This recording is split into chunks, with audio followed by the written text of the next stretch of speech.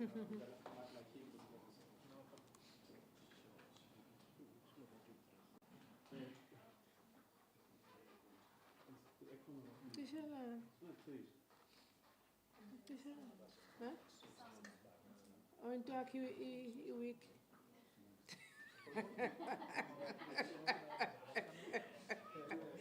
I know sound block.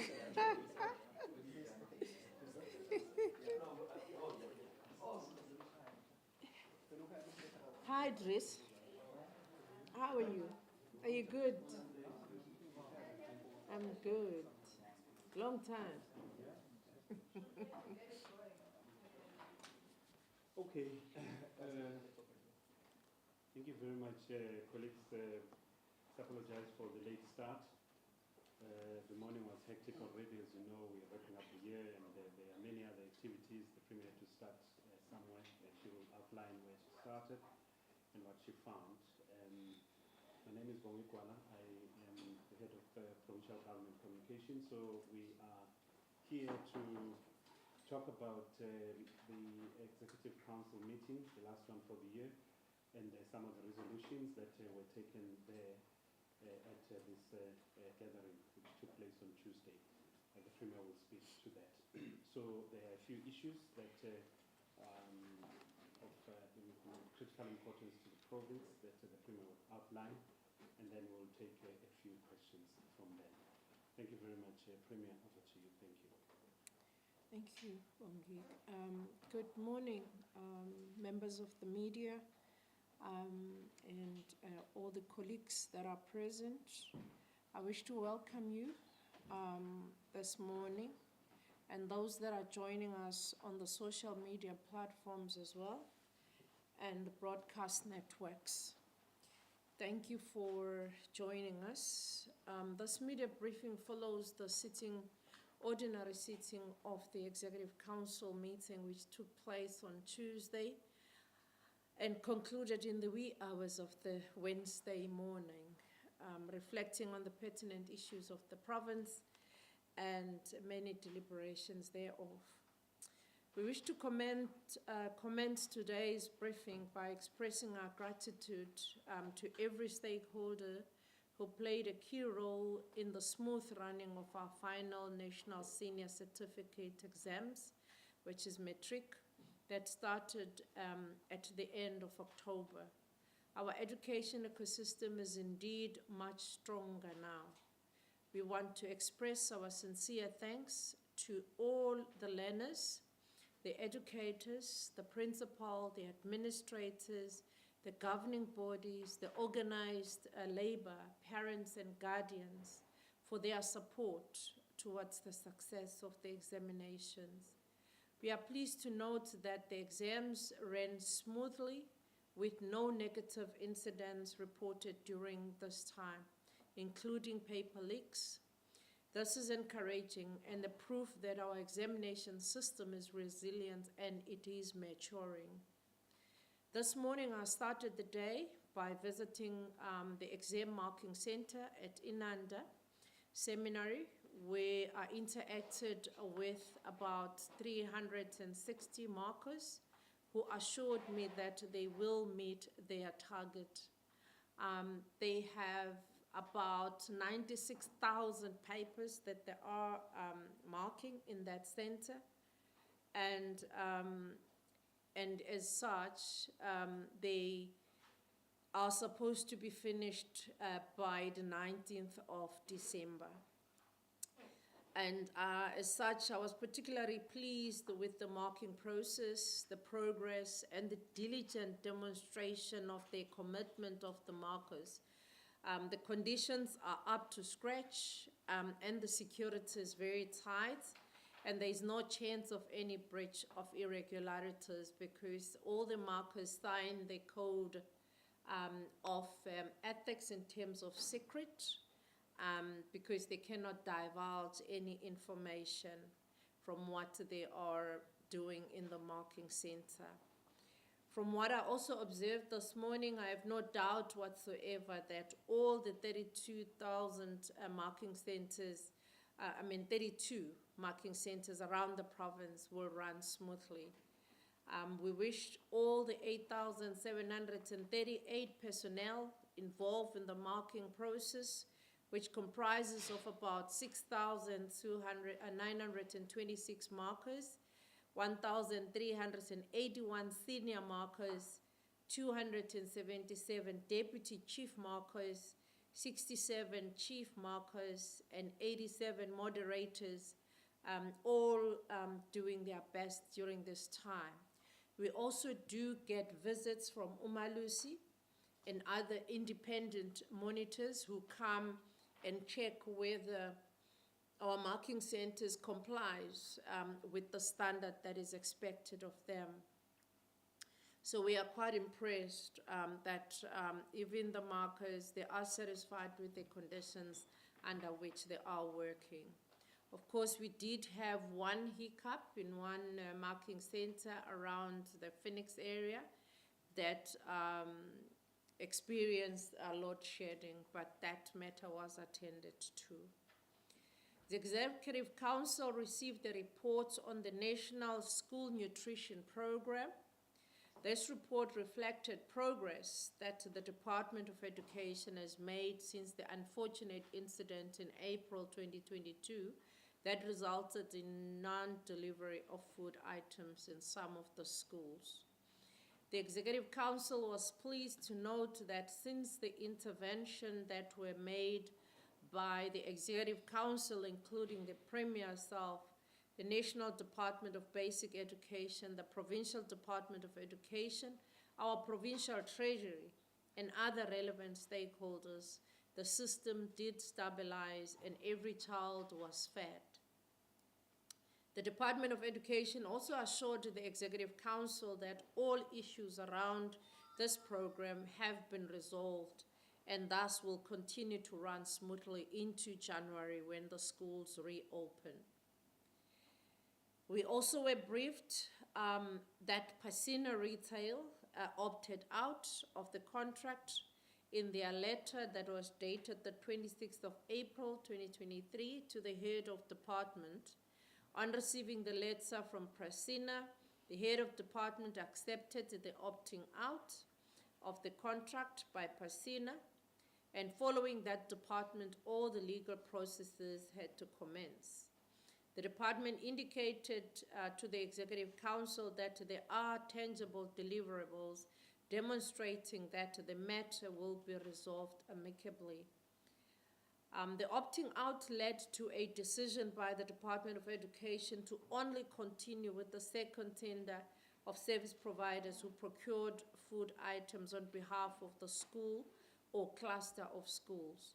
What this means is that after receiving the legal opinions and the extensive consultation in the case with the KZN Treasury, Department of Education and other structures, the department elected to give the current 1,785 service providers a 3-year contract pending the finalization of all the legal processes. The NSP will continue to provide nutritious meals to more than 2.4 million learners in the province and 5,436 schools throughout the province at a rand value of approximately 2.9 billion, inclusive of feeding, compensation, and employee nutrition education activities that are part of this program. It further contributes to the improvement of the livelihood of our poor communities through the creation of work opportunities. We are happy also to report that the program is very helpful to the communities because even during school holidays, some learners are able to go to the schools and they are able to get food even if they are not at school. In 2023 alone, this program created more than 14,868 work opportunities to food handlers and 246 chief food handlers who are recruited from unemployed parents, learners, and local youth to prepare meals that benefits the learners, as well as those that provide administrative support to the schools.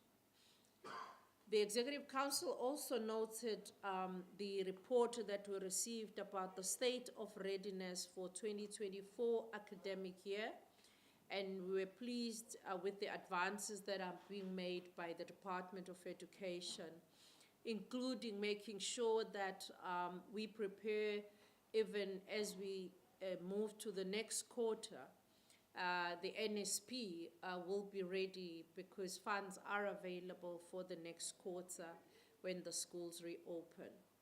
The department also indicated that it has already 92% of the learner-teacher materials that have been ordered, with some already delivered to schools.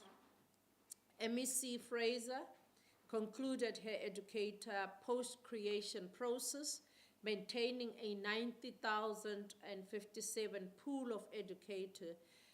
Those are pools in all the schools that have been issued with the new post-provision norms and standard to determine the vacancies, if any. And this normally happens because you would find that there are schools that have got more learners and there are schools that has less learners. And what then happens is that from that pool, educators are moved around. There are vacancies, and the department has assured us that vacancies will be filled by the 15th of January, as the processes for recruitment are ongoing even now, through the allocation of the surplus teachers and open vacancies that will enable the schools to reopen without the shortage of teachers and the learning material. Parents and learners are also reminded that 2024 is the election year, not only for the government, but also for school governing bodies. We encourage all parents to actively participate in the nominating and electing of the community members in good standing as members of the governing bodies of various schools. Passionate about the well-being and the effectiveness of the school community, as well as the teaching and learning in our schools. If anything, remember that SGBs have an effect on the future of our learners and the future of the educators. So it is important that we find members of the school governing bodies that are really passionate and are serious about helping those schools to ensure that learning and teaching is taking place. The Executive Council also resolved in its work on municipalities that we have municipalities that have consistently not been able to provide proper services, not maintaining their financial health system. As a result, we had to resolve to intervene in terms of Section 139(5) of the Constitution at the municipalities of Umzinyathi, uThukela, and Mpofana. All three municipalities have been under intervention of 139(1)B of the Constitution for several years, but we felt that the situation is actually deteriorating. As a result, we had to put the financial intervention, which then make it obligatory to ensure that the municipality recovers its finances. Despite our extensive supports and recommendations that were made by the province to the respective municipal councils, we found that municipalities are posting negative audit outcomes because of the unfunded budgets that they've adopted, and they showed creditors that are above the norm of about 2% of their operating budget, and having defaulted on payments to major creditors despite the mediation efforts by the provincial government, among other financial challenges. It is a serious concern, I must say, that our municipalities are not really spending their monies prudently, but also they are not ensuring that they stick to their core mandate. But with the intervention from the provincial treasury, we are hoping that there will be tightening of oversight by the provincial government to ensure that those municipalities focus on their core mandate. Failures by the municipal councils to adopt the recovery plan aimed at the financial turnaround and improve service delivery, or failure to implement the remedial action, will lead even to the dissolution of these municipalities. The interventions will run for a period of 15 months from now, commencing in January, and will be regularly reviewed by the committee, but also by the Executive Council. We hope that this action sends a strong message to all municipalities in our province to improve their financial management and consequently the service delivery to the people as a key priorities for local government in KwaZulu-Natal. It does concern us, ladies and gentlemen, that the communities would want the provincial government at all times to intervene in terms of bringing services, while constitutionally the provincial and the national treasury, including COCTA, make allocations for service delivery monies directly to municipalities. And when municipalities run out of money, when they can't pay their creditors, it forces the province to now have to go and intervene for the sake of ensuring that our communities do not suffer those poor financial management and governance by some municipalities.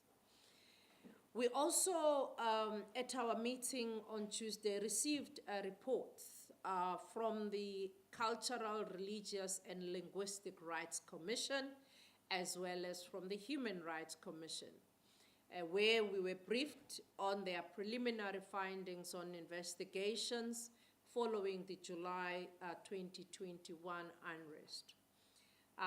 The briefing was part of the consultation process leading to the formal release of their final report.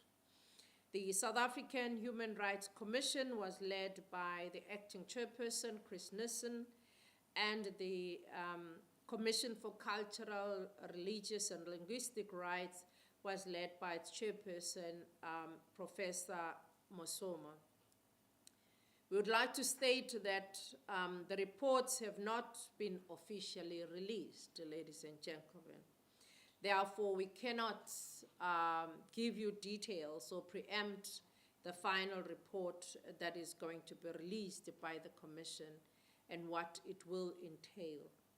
But we can assure you that we will be working with our social cohesion committees to ensure the full compliance and the implementation of the resolutions that are coming from the reports. We also engage quite extensively with those two reports, and we will be making specific responses to those commissions as obliged by the laws and the rules that we have to respond within 60 days of the receipt of the reports. On the Department of Education, Health, this year, the KwaZulu-Natal Department of Health unveiled a brand new graduation apparel for honorary dignitaries and the special guest of its nursing college graduation ceremony. The initiative was done in order to celebrate our African identity through the infusion of African print embroidery. The branding exercise included the changes to the color codes, interior lining of the gowns, as well as the beaded trimmings on the graduation caps, linking this with our own government branding. The gowns have been redesigned on the new pattern, and we are very excited that the nurses are really proud because they've already started using those gowns on their graduation that happens this year. Whilst the graduation gowns for students will remain black to align with the universal academic practice and standards, the hoods have been redesigned to capture the new elements of the new apparel. And this new apparel has already been showcased, as I said, in the nurses' graduation that was held in September this year. We also saw MEC Health, Noma Gukusmelane, and other members of the senior management of the health department and those that they hosted in their graduation. If you want to see this apparel, where they call it revolutionizing the nursing profession, you can see it's on KZN online. The apparel is there and it looks beautiful, and we really are proud of this initiative. We also, at the Executive Council, did endorsement of the appointments of the heads of departments. The recommendation that came from various panels, and we are happy that we have filled the post of the head of department of public works, where Mr. Patrick Sboniso Majola was appointed as the head of Department of Public Works, and Ms. Glenrose Kaba, who was appointed as the head of Community Safety Liaison, respectively. The post of the head of Public Works became vacant following the previous incumbent exiting the employment of government in February 2023. The one of the community liaising has been vacant for quite some time now, because it's been vacant since 2022, but we are happy that this post has now been filled.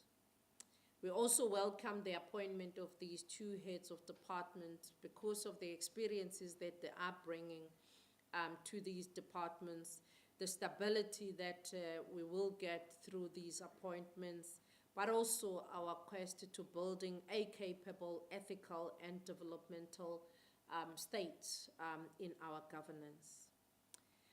Ladies and gentlemen, you remember that the President of the Republic declared the 15th of December, which is tomorrow, as a national public holiday to celebrate the Springboks victory of 2023 Rugby World Cup, which was held in France. To celebrate this holiday, as the province of KwaZulu-Natal, we will lead a street carnival tomorrow as part of the Rugby Day celebration. The street carnival will be a spectacular display of arts, creativity, showcasing young and upcoming artists, musicians, athletes, an array of colorful costume dances and performances. While the main purpose is to celebrate the Springbok, the carnival will also be a vehicle to showcase the talent of our creative art, but also to show even the part of the development side of the rugby sport, as well as other athletes. The carnival will start at the Joe Cools in the North Beach and end up at Shaga Marine. The parade is aimed at creating the awareness of the provincial government's support for the sporting codes, including rugby. And we, as a provincial government, we will also use the opportunity to celebrate the 9 members of the Sharks who played for the Springbok during the World Cup. The Sharks would be with us during the parade, but unfortunately they won't be with us. We have met with them today because tomorrow they are leaving for their away match in Free State. But we are going to be joined by the developmental part. And we wish to urge all our people in South Africa, in KwaZulu-Natal, to come out with their braai stands and demonstrate their colorful, everything during this festive, but also to celebrate our Springbok regalia, but also to celebrate ourselves as South Africans and the work that was done by the Springbok. We also received a report because we have, ladies and gentlemen, been having concerns about the state of readiness of our beaches in Durban. We received a report that indicated that 20 bathing beaches out of 23 are now open and they are safe for swimming along the Durban coastline. I actually was waiting to indicate that one of the beaches was closed because I drove there on Sunday and I found it closed. And when I received the report that no, it was then open on Monday, I'm still to go and see it for myself. But I was told that no, you went there on Sunday, but on Monday they were able to open it because they had received the results that indicated that the Mhlanga beach would now be open. But the central beaches of Mhlanga, the Durban central beaches, the northern beaches of Mdloti, they are all open. The trend that has been consistent with the excellent and acceptable beach water quality results that have been sampled in the few months are as a result of the hard work that they have to put in. We also want to assure our visitors that are going to be visiting our shores that the testing of the water occurs frequently, and we have a number of independent experts that are from the Department of Environmental Affairs who also help to quality assure the work that is done by eThekwini to ensure that the quality of our water is safe for our communities. So we want to encourage all our visitors to come to the coast and enjoy their time. The trend that we have been observing is that the 20 beaches are now safe for swimming. Ladies and gentlemen, we also want to thank you for taking your precious time to attend this media briefing, which I hope it's not the last one for this year of 2023. The provincial government, we appreciate the cordial relationship and the professional relationship that we have with you and that we've been having with you all year round. As we draw to a close, we wish you and your families safe and secure holidays, as well as our communities. Our cordial and amicable relationship continues in the new year. And please ensure that you spread our message that KZN, it's a no drink and drive place. There is no gender-based violence that is tolerated in KwaZulu-Natal.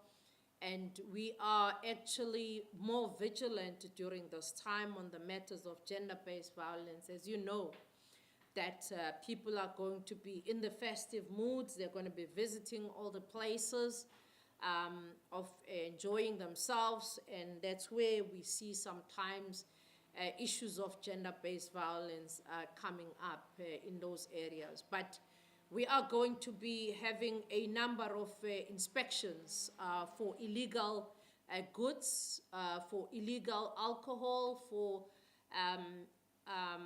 taverns and places that sell alcohol during the times when they're not supposed to be, but also those that open in the times when they are not supposed to be opening, including monitoring that they're not selling alcohol to the underage kids. So we are going to be out there monitoring even the spaza shops, just to ensure that our communities and our kids are safe during this time. I wish to thank you really very much for all the hard work that you've put in all the year round, and I hope you will find time to enjoy with your families. Thank you very much. Thank you very much. That concludes our media briefing, ladies and gentlemen. So maybe what we should have said during the last one by the Executive Council, after the sitting of the Executive Council, but we're probably going to meet now quite a lot as the government is out and about, making sure that expired goods are not on the shelves that there's no drinking and driving, that people don't break the law, and when we meet again, we are still all together. We will close it at that, unless really there's a pressing question. I know some of the colleagues, when we engaged, I know the issues that they wanted to raise, but yeah, we'll start with you, Desson, and maybe followed by, this was your hand up, yeah, Chris, and then 1, 2, and then I'll go like that, and 5. So it's 1, 2, 3, 4, 5. Yeah, Premier, thank you for the update. I think I heard you say that when the reports are released, you have 60 days to respond to it. But do you have any clarity on when that will be? Do we have a date yet around the release of those reports? We're talking about the school nutrition program and casino retail essentially abandoning the contract, opting out of the contract. And you mentioned that there will be legal processes. Will that be to recover funds? I mean, are there funds that they owe government? Would you be trying to get that? And you mentioned that it would be going forward, or currently, it's a situation where it's only I think you called it the second tender, or I think it's like the other service providers. So at any point, will there be a reinstatement of a service provider like casino retail, or is this going to be the status quo now going forward? And then on the issue of schools, school safety is also something that I wanted to chat about, because recently we saw that there was an armed robbery at a school, and I think I was told in that area that a week before a principal was shot at another school there. And so that seems to be also a growing concern. Did you get anything back from the education department on how they are dealing with that scourge? Thank you.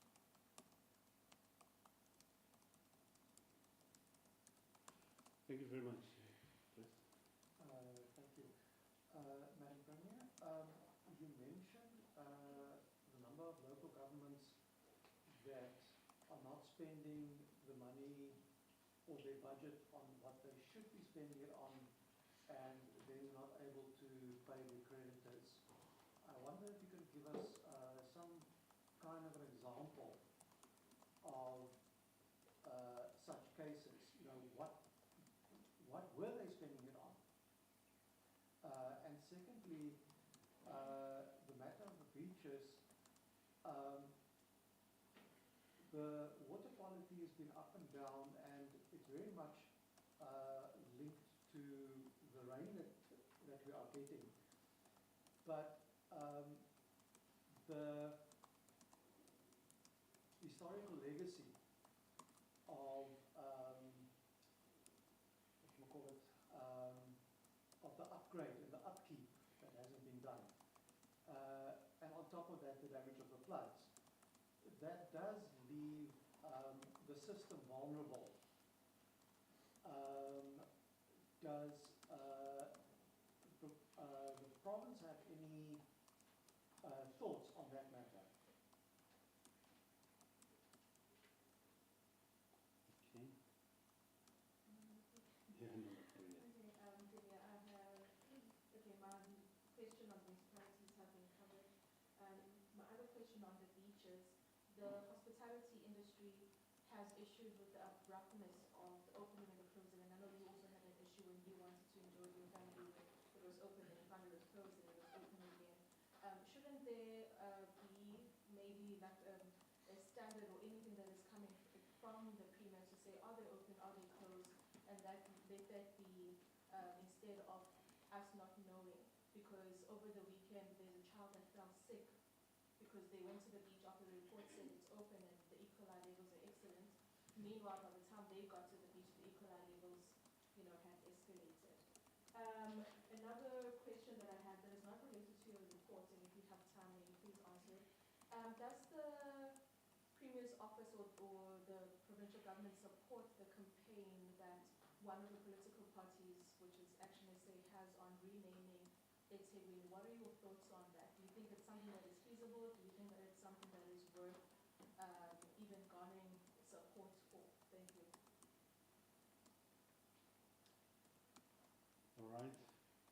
Thank you very much. Karinda? Thank you, it's Karinda from Newsroom Africa. So just going back to the beaches, of course the rain has been blamed, but we know there's been a historical issue of sewage spills across Etikuni, ultimately going into our rivers. What has been the province's communication with Etikuni with regards to fixing this urgently? Because many activists, many groups have proven that this didn't happen during the floods. It has been happening for a while now because of overuse of infrastructure. So what is your concern? Because Dunedin, Durban is supposed to be a tourist hub, but these sewage spills are really damaging communities. Thank you very much. Yes. So on two different issues, Numbers from my office is I'm looking at whether you received any briefing from the security cluster as to how safe is this festive season going to be for KwaZulu-Natal alone, looking at the fact that there's been various deadly shootings in parts of the province, and I'm sure, like you were mentioning now, you're encouraging people to be visiting this province, but how can you assure those tourists that they are indeed safe during their visit here in the province? But also, I'm looking at whether the Provincial Executive Committee did discuss anything with regards to the Pretoria High Court judgment on the Zulu succession matter, and whether you are in support of President Cyril Ramaphosa saying that he's going to appeal that particular ruling. Thank you very much. Thank you. Thank you very much.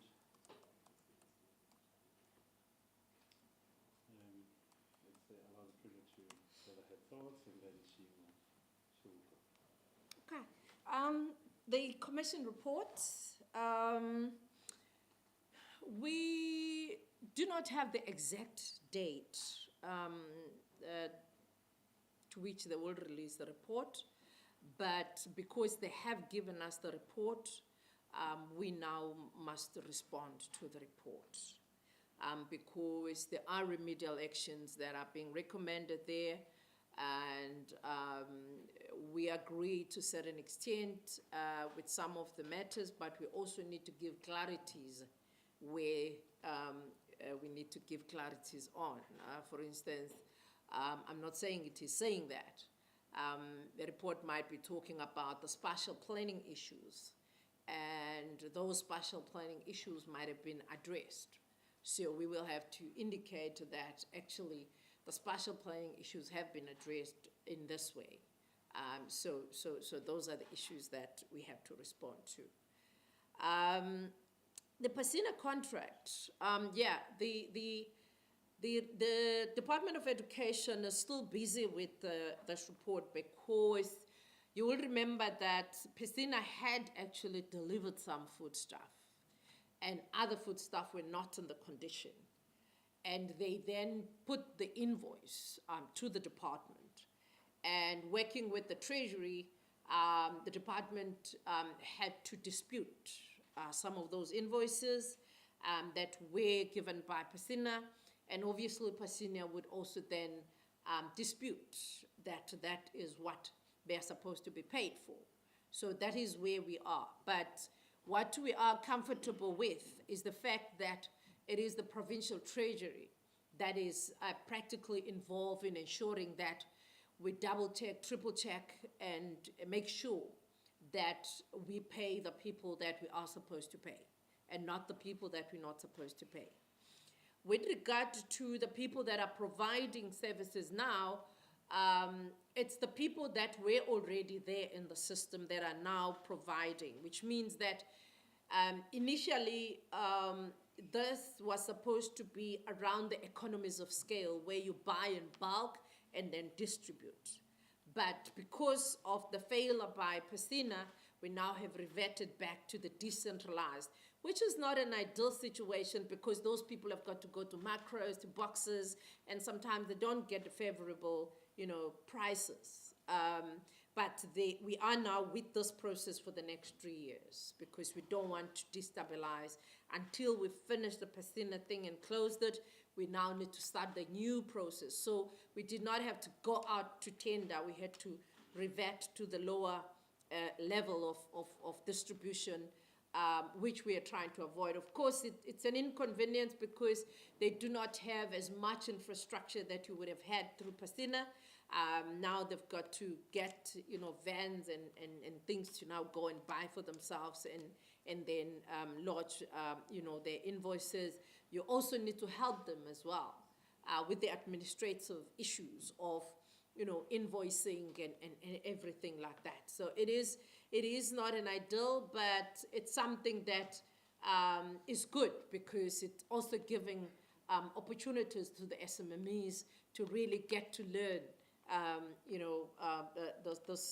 these processes, and probably even in future get to be able to do it themselves at the bigger scale and be able to have it running smoothly. So yeah, that's what is happening. Yes, I agree. The school safety is an issue. We did receive a report from the Department of Education on the programs that we have of anti-bullying, one of those programs, but also the safety program of the safety in the schools. The memorandums that we've signed with the police, the memorandums also that includes other community safety structures that exist in various communities that also now help the schools to patrol, that instead of only patrolling the residents, there's now an agreement that they also then patrol the schools and ensure that the whole area is safe. So there are such programs, but also there's been a number of workshops that have been run for schools, but also the unplanned raids are done, and they really do help because they make the police to recover a lot of illegal things that are not supposed to be with the learners, and unfortunately we see more and more female learners helping with the keeping of the illegal things. That's why these training programs that we now have are really going to help us. We even have actually introduced the department, we've recommended that we also introduce counseling sessions for some of the kids who might be involved in drugs, so that they are rehabilitated, so that they are assisted and be able to have corrective measures, because those are young people that need rehabilitation so that they can go back and be learners and not be out of school learners, because in many instances you'll see that the trouble becomes more when the out of school learners go to inside the schools and they cause problems. So that is why we think the program of rehabilitation and not leaving the problem out there is going to help us in ensuring that we really bring a lasting solution to the issues of violence in schools, but also the issues of anti-bullying, which is now going to be something that the teachers and the learners sign, so that if there are those that transgress, strong actions be taken to even those learners that transgress those policies. Particularly in the township schools and in the schools that are not well-to-do, because we've seen that we did not have strong policies in those schools, so that when parents bring their kids, they know that these are the rules of the schools.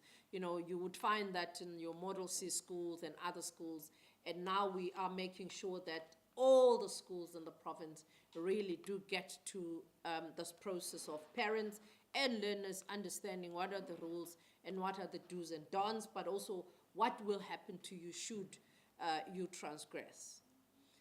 So we are hoping that these measures that we are aggressively now pursuing will assist. Address the issue of municipalities that are not spending their monies properly and not paying creditors. Well, what we found is that you would find that a municipality that is supposed to be providing water, sanitation, economic development, is becoming a burial society municipality, or becoming a municipality that dishes out food parcels and not really focusing on their core mandate, which is economic development, local economic development, but also helping the small and medium enterprises at the local level so that people can generate income and create jobs, instead of being a social welfare, which is another sphere of government, and those services are already being provided anyway.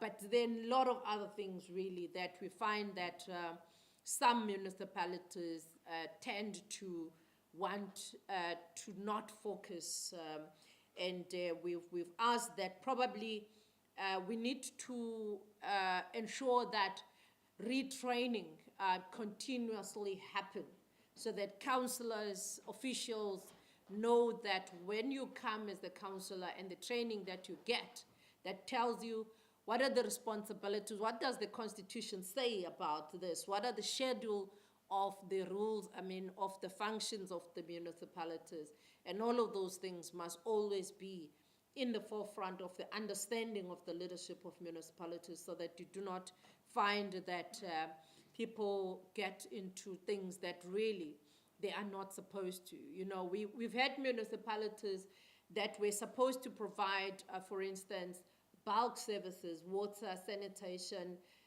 electricity. And the government give monies to municipalities to even build houses. And they go on and build houses, and there's no water and sanitation. You would find that those houses, you've seen some of them. And we've now reverted to say those municipalities, we are stripping them of the rights of being our delivery agents for houses. But also we have to revert to, like in other projects in the north, we are now putting ourselves as a province, which is not our function. We're now putting bulk water and sanitation for those houses because we cannot have our, finances going to waste with houses standing there idling because there is no water and sanitation and electricity. So there's a number of those things that we are picking up that we think really, instead of moving forward as municipalities growing, there are regressions. And now and again, we've got to now intervene and use the money that even ourselves should be using for something. But because we have to fix those problems, because unfortunately, communities would say, what is the government doing? They're not going to say, what is these councillors doing? So we have to intervene.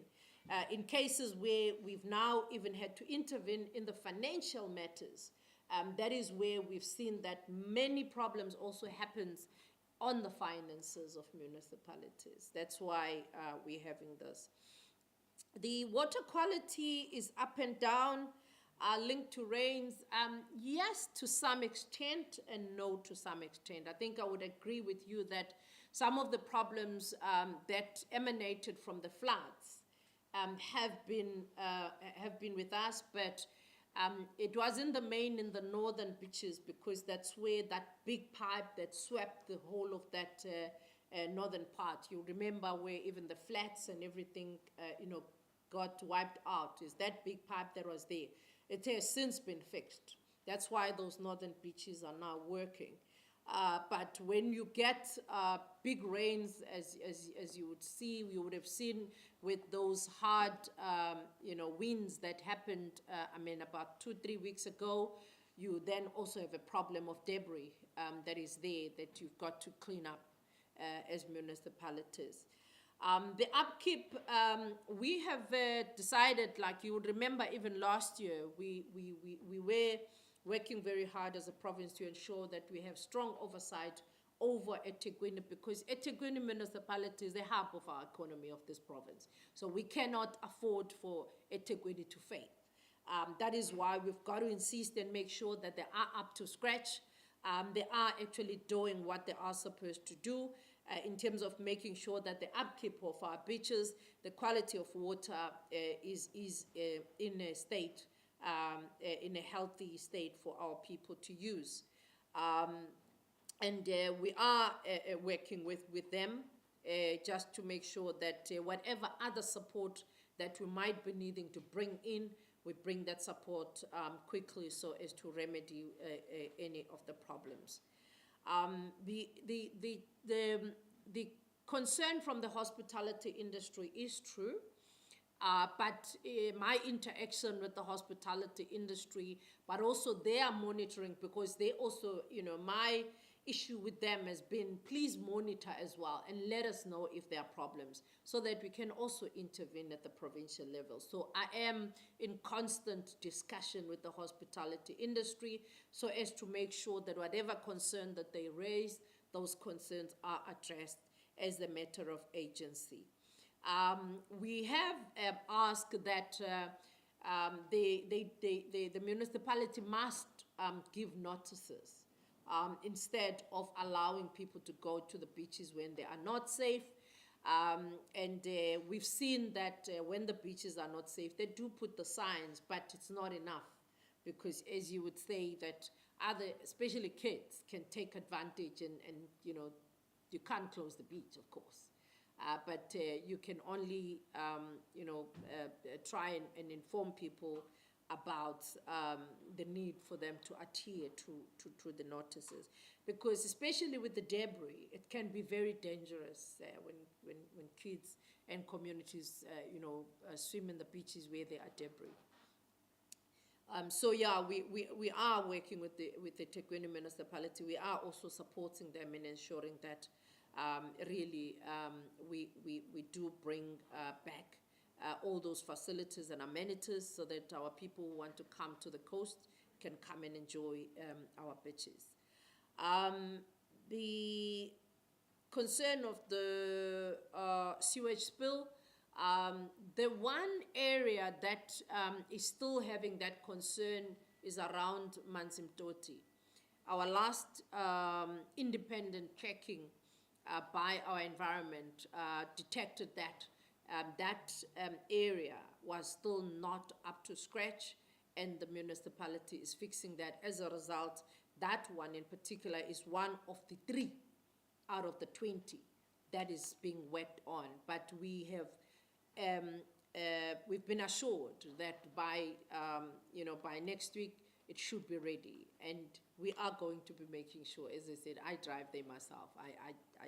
I take my car and I go and I check independently, because it's important that we don't only rely on what we get in reports, but we are able to go there ourselves and do a quality assurance. The safety, we did get a safety plan, and the last statistics, the last quarter statistics of our safety in the province, we received that 2 weeks ago, and as well as the plan of the turnaround plan of dealing with those concerns that arises from that statistic report. We are happy that we are going to be receiving 1,000 of the police that are going to be passing out in this parade that the president is presiding on.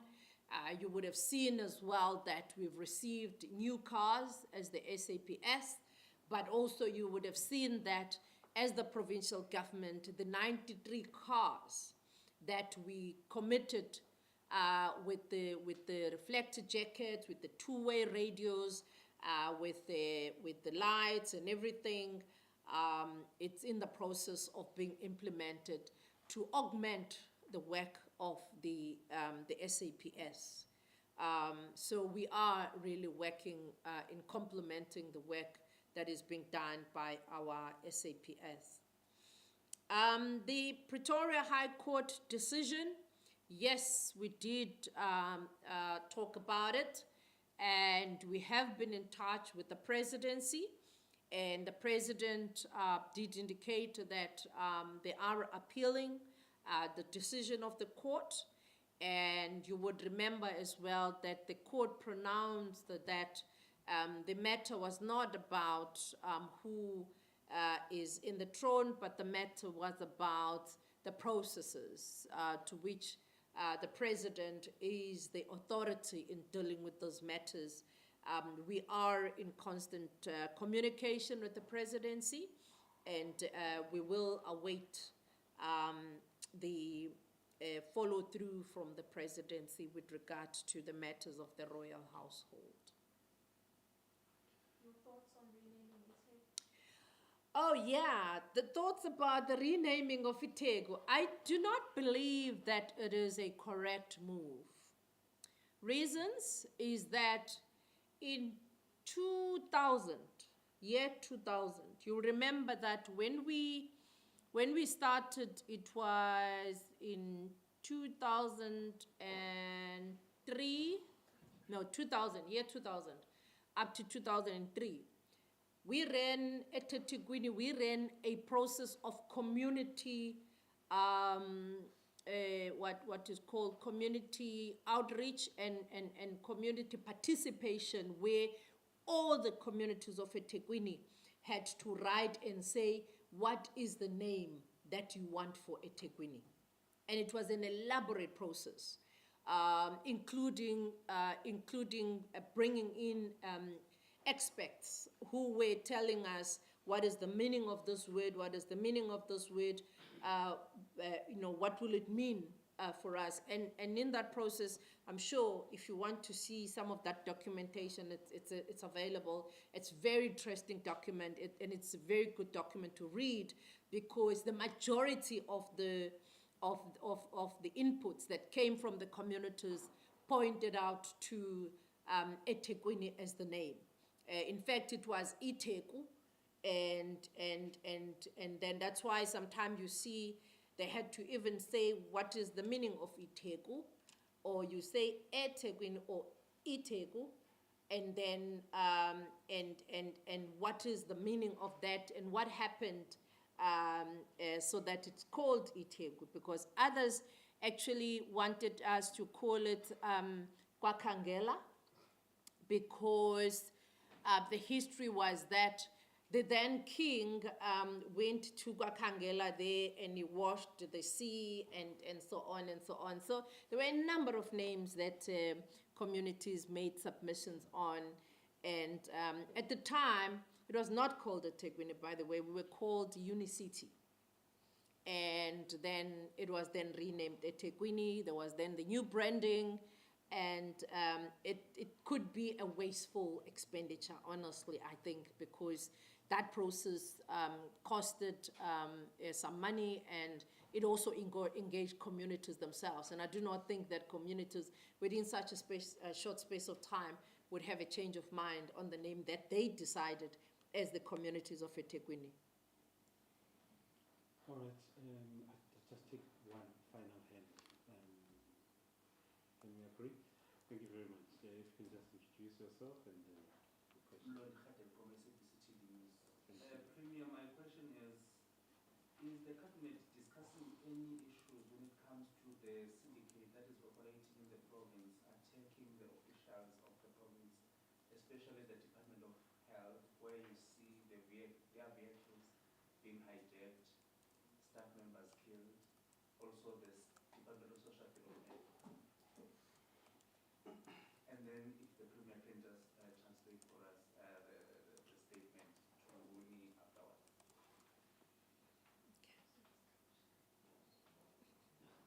Okay. All right, so yeah, to see by the thanks. Okay. All right, yeah, we are concerned, colleagues, about the hijacking of the cars. It's not only social, all the cars of government, actually, they get hijacked. Cocter had their cars hijacked in Bumbulu about 2 months ago. And we are getting, things that will improve the tracking. But the tracking of our cars is there. We even get cars, getting vandalized at the parking lots. They would change the tires. They take the tires in the morning when you come there. The ambulance does not have tires. And it's one of those things that had also made us to say, when we contribute this money towards crime fighting, we're contributing because even clinics are being vandalized and people are, they get attacked in clinics, even the staff, at schools, everywhere. So that is why we then said, instead of maybe getting health, only having the security for health and education, everyone, let's have, because where there's a school, there's a clinic, there's a church, there's a crash, there's communities. Let's police everywhere. That's why we have to invest our own money to augment what the police are doing with our own cars, with our own cameras that will be put there, our Wi-Fi systems, the lighting that is going to be put there. All of those are efforts to ensure that wall to wall there is some security measures that are put in place, including some of our community safety officers started training this week. And they will be in training for the next 3 months, and some of those will then be able again to come and augment the community safety committees that are already there, and others are being trained on drones piloting. They are being trained on various things. And we do also support the police, with small things like when the police cars are in the garage, maybe they need a tire or battery or something. We do support to make sure that, they are able to get those cars as quick as possible, because we cannot work without the police. We need the police. All we are doing is to augment the work that is being done by the police. Siyabonga kakhulu. Uzoyenza kanjani? Siyenze manje noma ufuna ukusela wedwa mlo? Si-summarize. Okay. Nifuna nonke? How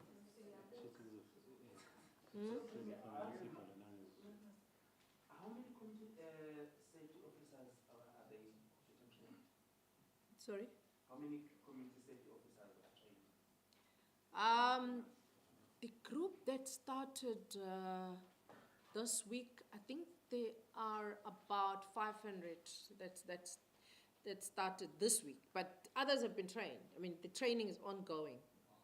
It's ongoing. There's the group, we're working with the University of KwaZulu-Natal to help us, because they don't get trained on the policing, they get trained on the laws, they get trained on physical and mental fitness to work with the communities. So it's quite an involved process. Right, this is maybe translate to her. Apologies for that. Sifisa ukunibingelela, sisho ukuthi isigungu saKwaZulu Natal besihleli emhlanganweni wangoLwesibili oze waphela ngoLwesithathu ekuseni eNtata, lapho besidingida khona izindaba ezihlukahlukene zokuthi isifundazwe, umsebenzi wesifundazwe uhamba kanjani. Siye sathola umbiko ke obusitshela ukuthi ukubhala kwabantwana bethu bebebhala izivivinyo zabo zakamatikuletsheni kuhambe kahle kakhulu, akubanga nazihibe, abantwana bakwazile ukuthi babambisane.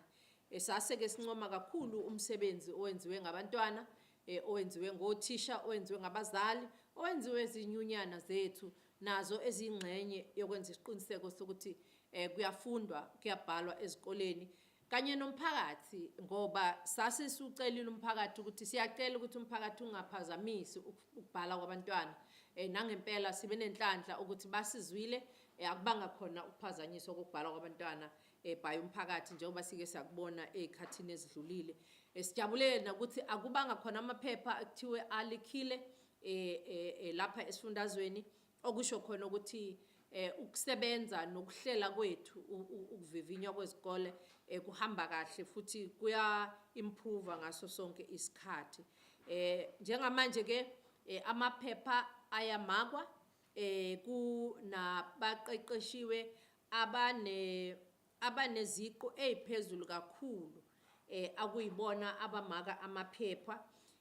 Siyafisa nje ukusho ukuthi sinama team noma amathimba angaphezulu kuka 8,738 okuyibona abamakayo, bese kuba khona aba 1,381 okuyibona ababheka abamaki, kube ngabo babe 277 okuyibona ababheka abamaki, bese kuba khona ababheka abamaki, which are chief markers and moderators. It's a very elaborate process. Ngiyafisa ukusho ukuthi i-process yakhona iyacubungulwa ngoba uthola ukuthi mhlambe lo omakayo uyamaka ngoba fanele amake umbuzo nombuzo. Uma esemakile fanele lapha egcineni abhale ukuthi amamaka la angakanani. So makaqeda fanele kube khona ozobheka ukuthi lo obhalile wamaka umake ngendlela okuyona yona yini, futhi ngesikhathi esebala ke lokho akumakile ngabe ukubale ngendlela okuyona yona yini. Make sekwenzile lokho ekuthiwa ngo deputy chief markers, bese naye ayithathe ayise kwabanye lapho ezoskenwa khona. Iyaskenwa ke nemphumela ifakwe ku computer, i-computer bese iyabhalansisa ukuthi ngabe lokho okubhalwe phansi nalokho kubonwa la nalokho kubhekwe lo kuyahlangana yini, kuyahambisana. Siyajabula nje ukuthi kuze kube manje ucwaningo lethu besihambe kusukela ekseni sihambela i-marking center liyakhombisa ukuthi impela umsebenzi uhamba kahle. Siphinde sathola umbiko ke ngokuthi uhlelo lokuthi abantwana bethu badle esikoleni luhamba kanjani. Sathola ukuthi lihamba kahle kakhulu, sewuze waphela unyaka ungabanga ngisho nesisodwa isigigaba lapha abantwana bengakwazanga ukuthi bathole ukudla. Selokhu sabana nalesa sigameko ngo-April lapho kwaphazamiseka khona ukuthi abantwana bethu bathole ukudla. Inkampani ke le eyayikhona ngaleso sikhathi ekuthiwa Phasina nomnyango basazama ukuthi baqedelele izinkinga ababhekana nazo ngaleso sikhathi, kwenzele ukuthi kuyaphambili asisekho inkinga esinazo. Njengamanje bakhona ke abaqhubekayo nokuthi bathenga ukudla bakulethe ezikoleni kuphekwe, and umsebenzi wakhona uhamba kahle kakhulu. Sibabekele ke ukuthi bazokwenza lokho iminyaka emithathu ngesikhathi kusazama ukuthi kuhleleke kabusha ukuthi kuyaphambili kuzohlelwa kanjani. Bangaphezulu kuka 2.7 million abantwana lapha kwaZulu Natal abadlayo ezikoleni ngenxa yalohulumeni. Ukuthi abantwana, ngoba siyazi ukuthi kunabantwana abaphuma emakhaya bengenalutho, kodwa siyazi ukuthi mabefika ezikoleni bazothola ukuthi badle. Okunye okwenziwa ngilohulumeni ukuthi siyenze isiqiniseko sokuthi noma abantwana bengekho ezikoleni bayakwazi ukuthi beze esikoleni bathathe ukudla baye nakho emakhaya, kwenzela ukuthi silwe ngempela nendlala kanye nobubha obhekene nabantu bakithi. Sinabantu aba-14,868 okuyibona abasebenzayo kulolu hlelo lokupheka nokuhambisa ukudla emaklasini. Siphindeka sathola umbiko wokuthi njengamanje umnyango wezemfundo usukulungele ukusebenza kokuvulwa konyaka omusha wezikole. Zonke izinhlelo sezenziwe, ukuqhashwa kothisha lapho okukhona khona izikhala kuyenzeka njengamanje. Siyathemba ukuthi zizothi zivulwa izikole. Basithembisile ke abomnyango ukuthi lo hlelo labo bazobe sebeliqedile ngomhla ka-15 kuJanuwari lokuthi zonke izikhala lapho kunezikhala khona zigcwaliswe khona, ngoba asifisi ukubona ukuthi makuvulwa izikole kube khona izikole lapho kusekhona izikhala zothisha abantwana bengenabo othisha emaklasini. Siphinde ke sadikida umbiko obuvela emnyangweni wezezimali kanye nasemnyangweni okusebenza ngokubambisana obukhuluma ngodaba lo masipala abangenzi kahle. Sinenkinga ke yokuthi baningi omasipala lapha kwaZulu Natal abangenzi kahle, abangakwazi ukusebenzisa izimali zabo, abangakwazi ngisho nanokuthi benze izidingo, balethe izidingo emphakathini njengokusho komthetho sisekelo kufanele bakwenze. siyeke sathatha isinqumo sokuthi umnyango wezezimali i-treasury ayingenelele ke nayo iyosebenzisana nomnyango wokusebenza ngokubambisana ekutheni lenkinga ebhekene nalabo masipala ixazululeke ngokusheshsha. Sithole ke nombiko obuvela kwi-commission le emele amalungelo abantu ne-commission le emele ezenkolo kanye namasiko okuyiyona esinikeze umbiko mayelana nokwenzeka noma imphumelo yabo yocwaningo ukuthi kwenzakalani noma eziphi imbangela ezadalela ukuthi kuze kwenzeke le yanhlekelele esayibona yenzeka ngoJuly ngo-2021. Siwuthathile ke umbiko esizokwenza njengamanje zingakafiki izinsuku ezu-60 kuzofanele ukuthi sibhalele lama commissioner womabili siphendule ukuthi kulokhu abakuncomayo sizokusebenza kanjani njengesifundazwe ukuya phambili. Sithokozele kakhulu ukuthi sibone umnyango wezempilo uqhamuka nomfaniswano wamanesi wethu omuhle futhi osezingeni eliphakeme ngendlela eyisimanga olikhombisa ukuthi thina singabantu balapha eAfrika kodwa singabantu futhi balapha kwaZulu ngoba kulomfaniswano abagraduate ngawo muhle unanobuhlalu obukhombisa isintu sethu nanokuthi singabantu abasebenzisa ubuhlali kanye nemvelaphi yethu. Sibonge sinconcoze nakhona ku-MEC wezempilo nokusebenzisana nawo wonke amathimba ukuthi lo msebenzi ube impumelelo. Siyeke sesithatha izinqumo zokuqashwa kwezinhloko zeminyango ezimbili, umnyango waka-Public Works kanye nomnyango waka-Community Safety lapho kuqashwe khona ubaba uMajola kanye nomama uXaba emnyangweni waka-Public Works kanye nomnyango waka-Community Safety ngokulandelana kanjalo. Siphindeke sathola ukuthi okuhle ngalabo abaqashiwe ukuthi banamakhono futhi bayakwazi ukusebenza okuzokwenza ukuthi njengohulumeni siqhubezele phambili umsebenzi abesiwenza. Umongameli ke wanquma ukuthi ngomhla ka-15 kuDisemba lelo langa kuyoba iholiday futhi kuyoba ilanga lapho okufanele ukuthi siphinde sihalalisele iSpringbok ngokuwina kwabo indebe ka-2023 yerugby eyayenzeke lapha ya in France.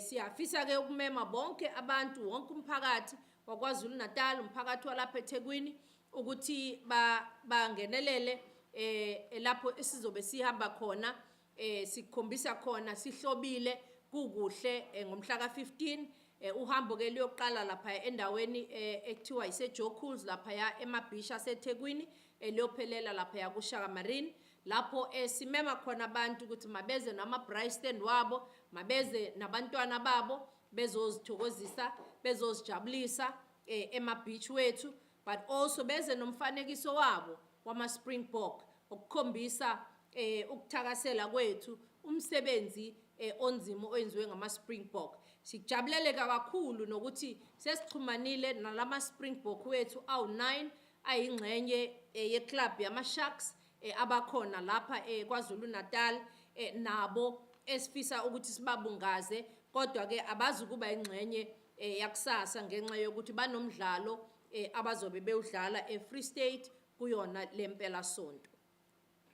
Sitholeke nombiko mayelana nama-beach ukuthi akulindele ukwamukela abavakashi abazobe besivakashele lapha kwaZulu Natal lapha eThekwini nakwamanye ama-beach okuwukuthi sijabulele ke ukuthi ema-beachini awu-23 esinawo awu-20 njengamanje avuliwe ahlanzekile alindele ukuthi abavakashi bafike ngobuningi bawo. Amathathu awakavulwa ngenxa yokuthi sifuna ukwenza isiqiniseko sokuthi aphephile yonke into akukho into ezophazamisa izivakashi zethu abantwana bethu imindeni yethu uma ngabe ivakashela lawa mabhishi.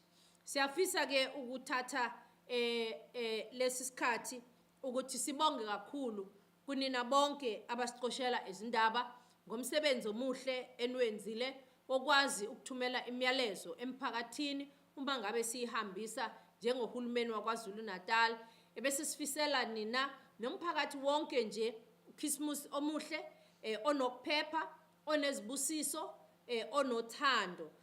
Siqhubeke nokuthi sishumayele ivangeli lokuthi akekho umuntu okufanele ukuthi aphuze ashayele lapha kwaZulu Natal, akuhlukunyezwa kwaZulu Natal, asikumeli ukuthi kube khona abantu abahlukumeza abantu besifazane kanye nezingane. Siyalwisana kakhulu nokuhlukumezeka kwabantu besifazane nabantu abadala. Siyafisa nje ukubonga kakhulu, sithi ke abantu abeze ngobuningi babo ema-beach wethu bezozijabulisa kanye nemindeni yabo emva kwesikhathi eside unyaka wonke besebenza kanzima. Nalabo abangaphumelelanga kulokhu abebekufise ukuthi baphumelele kubona, siyafisa ukuthi babe nethemba lokuthi bangakwazi ukuthi baqale kabusha, bakwazi ukuvuselela izimpilo zabo kanye nezimpilo zabathandiweyo babo.